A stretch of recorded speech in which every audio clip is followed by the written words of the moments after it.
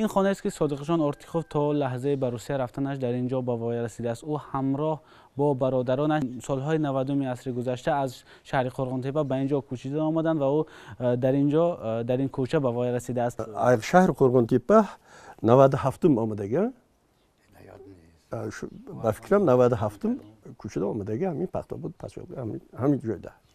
صادق جان آرتیخوف قبلا با نام کیمسنبک بود ولی چند سال پیش او را از روسیه اخراج کردند و او بعد عوض کردن نام خود با نام صادق جان آرتیخوف دوباره به روسیه برگشت. این خانه در محله شفاکاران جماعت دهات پختاباد شهر ترسونزاده جایگیر شده است. آمدیم نه پیشترک همین سیاست برفتیم رئیس کتی گزارش کردیم. بعد رئیس کتی گزارش گفت که بابا همین روید همین یک بینی کنی چی گپه. آمدم و بچه گفت که آشام نفهمد، آشام حل نمیداند اینا. صادق جان حدود 10 سال اخیر بیشتر به مهاجرت بر روسیه میرفته.